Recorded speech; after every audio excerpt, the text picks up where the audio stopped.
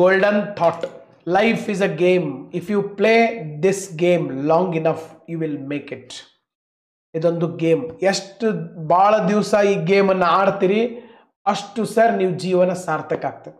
Okay, ಈ cricket ಆಡಕ್ಕೆ ನಿಂತಿರ್ತಾರೆ, batsman ನಿಂತಿರ್ತಾರೆ, ಒಂದು ಬಾಲ್ ಮಿಸ್ ಆಗ್ತದೆ, 2 ಬಾಲ್ ಮಿಸ್ ಆಗ್ತದೆ, ಜನ ಬೈತಾರೆ, ಯಾವ ಬ್ಯಾಟ್ಸ್ಮನ್ ನೀವು ಅಂತೇಳಿ.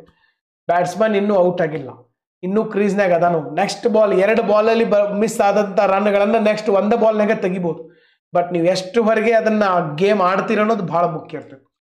ಓಕೆ, ಎಷ್ಟು ದೂರದವರೆಗೆ ಗೇಮ್. ಅದಕ್ಕೆ ಲೈಫ್ನಾಗ ಯಾವುದು ಇತ್ತೀಚೆಗೆ ಯುವ ಜನತೆಗೆ ಈ ಒಂದು ತಾಳ್ಮೆ ಭಾಳ ಕಡಿಮೆ. ಸ್ವಲ್ಪ ಏನಾರು ಆಗಲಿಲ್ಲ ಅಂದ್ರೆ ಬಿಟ್ಟು ಬಿಡ್ತಾರೆ. ಹಂಗೆ ಬಿಟ್ಟು ಕೊಡಬಾರ್ದು.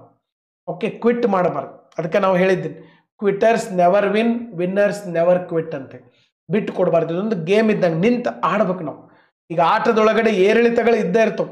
ಕ್ರಿಕೆಟ್, ಈಗ ನಾವು ಇಷ್ಟೆಲ್ಲ ಕ್ರಿಕೆಟ್ ಮ್ಯಾಚ್ ನೋಡ್ತೀವಿ, ಅಂದ್ರೆ ಬೆಸ್ಟ್ ಮ್ಯಾಚ್ ಯಾವುದು ಅಂತಂದ್ರೆ ಯಾವುದು ಏರಿಳಿತಗಳಿರ್ತವೆ. ಒಂದೊಂದು ಬಾಲ್ನಾಗೂ ಸರ್ ನಾವು ಅಗದಿ ಜೀವ ಕೈಯಾಗಿ ಹಿಡ್ಕೊಂಡು ಕುಂತಿರ್ತೀವಿ. ಒಂದೊಂದು ಸರಿ ಏನಾಗ್ತಿತ್ತು ಒಂದೊಂದು ಬಾಲೂ ಇಂಪಾರ್ಟೆಂಟ್. ಹಂಗೆ ಭಾರಿ ಕ್ಯೂರಿಯಾಸಿಟಿ ಇರ್ತದೆ ಗೇಮ್ ಅಂದ್ರೆ. ಅದಕ್ಕೊಂದು ಬೆಲೆ ಇರ್ತದೆ. ಅದಕ್ಕೆ ನಾವು ಲೈಫ್ ಒಳಗಡೆ ಭಾಳ ಸರ್ ಡೌನ್ ಹೋದಾಗ ಕುಗ್ಗಬಾರ್ದು, ಅಪ್ ಇದ್ದಾಗ ಹಿಗ್ಗಬಾರ್ದು.